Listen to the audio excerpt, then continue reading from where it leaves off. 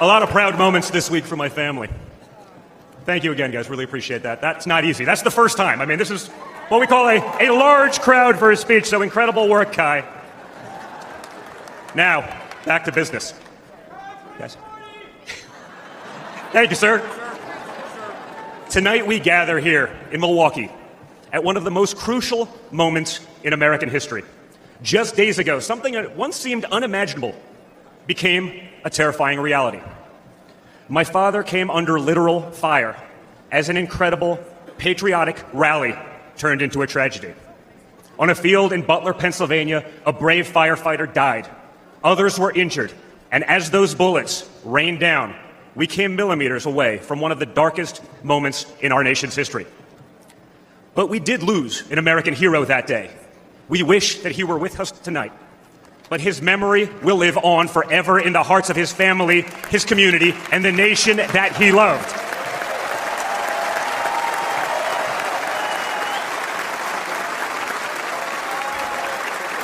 So I would like to take just a moment tonight to express our gratitude for the life and service of American hero Corey Comparator.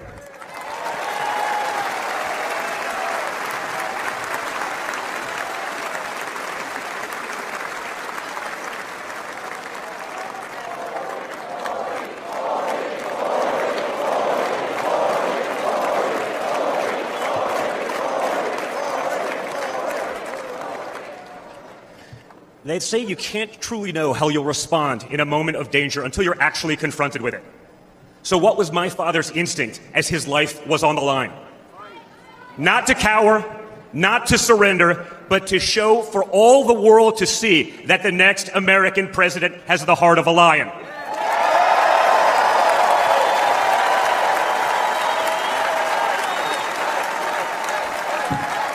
That the next American president has the courage to put the American people first once again. And in that moment, my father didn't just show his character. He showed America's character. When he stood up with blood on his face and the flag at his back, the world saw a spirit that could never be broken.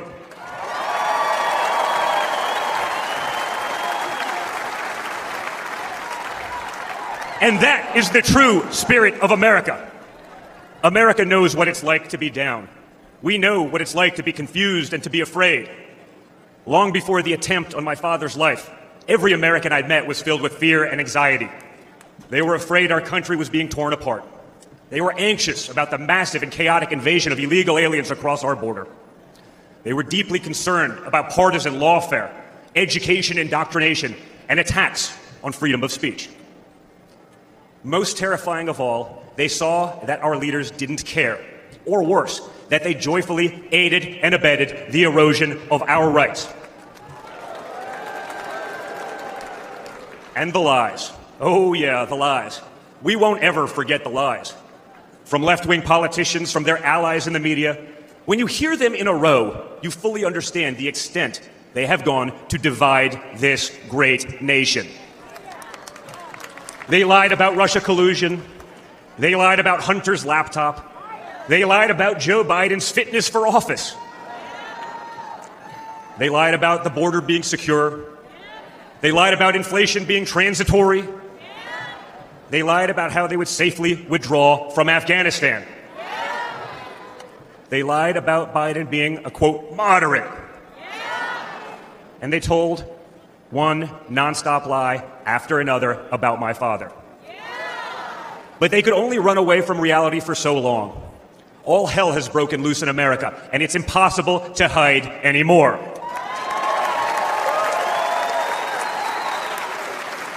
Remember Build Back Better? Instead, we got broke, bumbling Biden. Nothing is built, nothing is back, and nothing is better. Bridges are collapsing, our credibility is crumbling, and our money is worth less and less every single day. It was just one giant bait and switch, and normal Americans are the ones left holding the bag. Housing costs, gasoline prices, Grocery bills just keep going up. Wave after wave of illegal aliens, deadly drugs keep pouring across our border. Meanwhile, pro-crime district attorneys have turned our cities into giant crime zones. They've turned criminals into victims, prosecutors into criminal defense attorneys, and police into public enemies. Left-wing activists are pretending to be educators, teaching our kids that there are 57 genders, but they can't even define what a woman is. On one hand, they think free speech protects their right to expose your children to explicit drag shows. On the other hand, they want to put you in jail for making a meme. It's like the entire world has been turned upside down. Does any of this sound like a country that's going in the right direction? And honestly, who is actually running the country anyway? It's obviously not Joe Biden. So who are they asking us to elect? Seriously, who's running things? Does anyone really know? Is it Jill? Is it Hunter? Barack Obama? Maybe it's the ghost of Corn Pop. Whoever is running the show, the only thing they are effective at is persecuting my father. They twisted, contorted, and corrupted the criminal code to turn bookkeeping errors into felonies. They concocted new legal theories out of thin air. They imposed gag orders on my father because the last thing a defendant should be able to do is defend himself, right? They punished him for merely speaking the truth. They say they hate Vladimir Putin, but it sure seems like they spent a lot of time copying his playbook. In this country, we don't criminalize political differences. We debate them. We vote on them. But we don't make you choose between picking a party or picking a jail cell.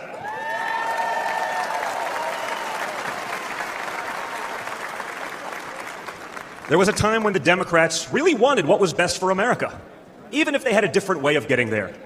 It was the party of Franklin Roosevelt, John F. Kennedy, Martin Luther King Jr. You may have disagreed with that party, but at least you could respect it. But this new extreme Democrat Party, they want us to somehow believe that the only way forward is going backwards, where hiring decisions are based solely on race, where justice is only for those with the right opinions, where streets are a luxury only for the elite, where economic opportunity exists only when you know the right people.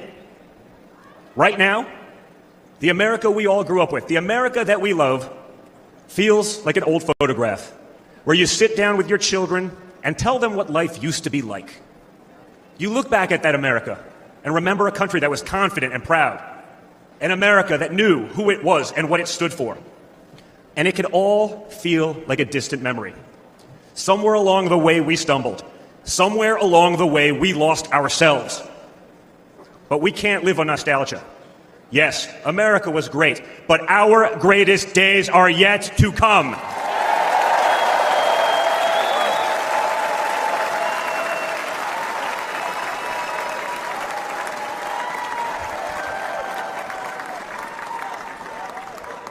Because no matter how far off that old photo may feel, it's not the end of our story. We're like that man who stood on that platform and felt the bullet pierce his flesh just days ago in Pennsylvania. He may have moved to the ground, but he stood back up.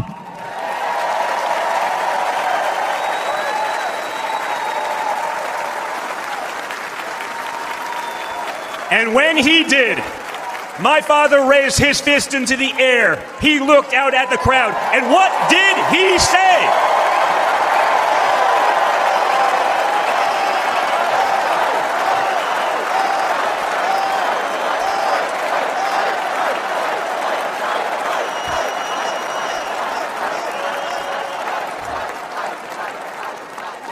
And we will fight. We will fight. We will fight with our voices. We will fight with our ideas, and on November 5th, we will fight with our vote.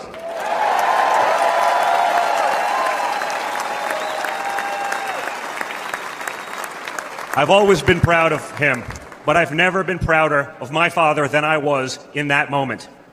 That's when the world found out that there is tough, and then there's Trump tough.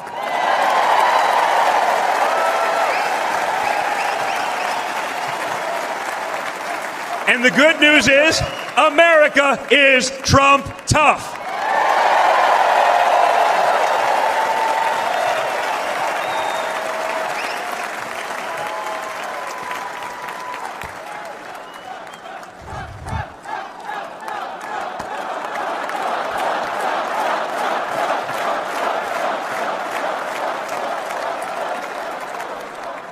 In 1912, more than a century ago, another legendary Republican president came right here to Milwaukee. At a political rally less than 1 mile from where we stand tonight, Teddy Roosevelt was struck by a would-be assassin's bullet. But he didn't quit either. He finished his speech and he kept fighting.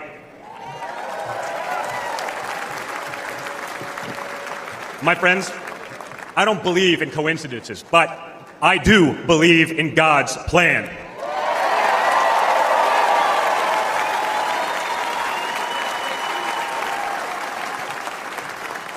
Today, Teddy Roosevelt's man in the arena has a name, and it's Donald J. Trump.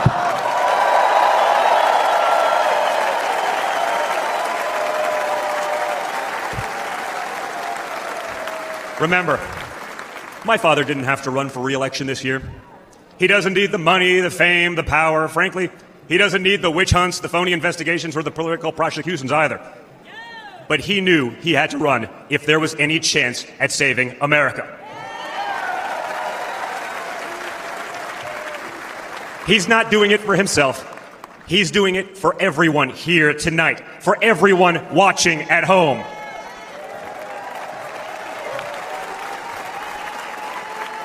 No matter who you are, you can be a part of this movement to make America great again. Look at me and my friend J.D. Vance, a kid from Appalachia and a kid from Trump Tower in Manhattan. We grew up worlds apart, yet now we're both fighting side by side to save the country we love. And by the way, J.D. Vance is going to make one hell of a vice president.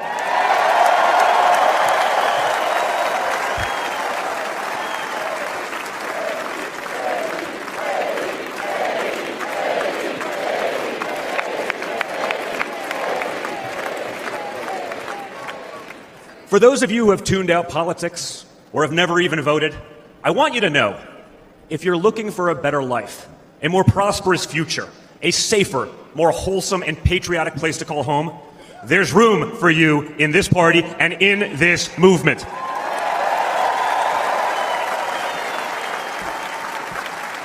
In fact, you're the ones who matter most of all.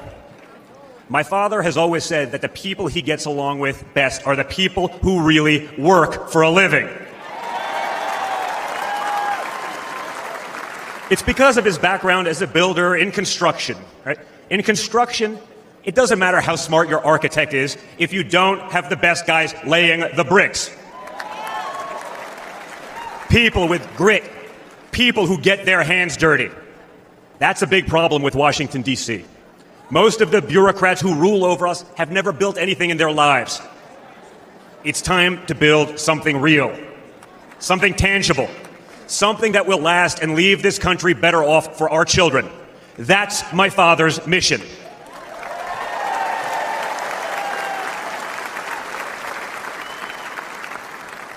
This November, we have a choice. It's a choice between one team that wants to build this country up and another that wants to tear this country down. It's a choice between people who are proud of America and people who are ashamed of America. And ultimately, it's a choice between America last and America first.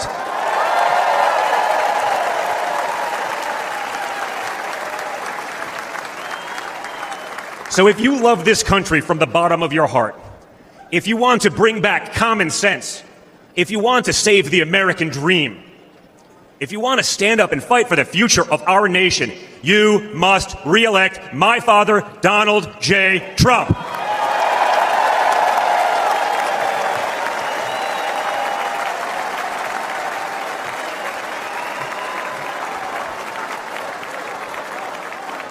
Together, we will make America great once again. Thank you. Thank you, Wisconsin.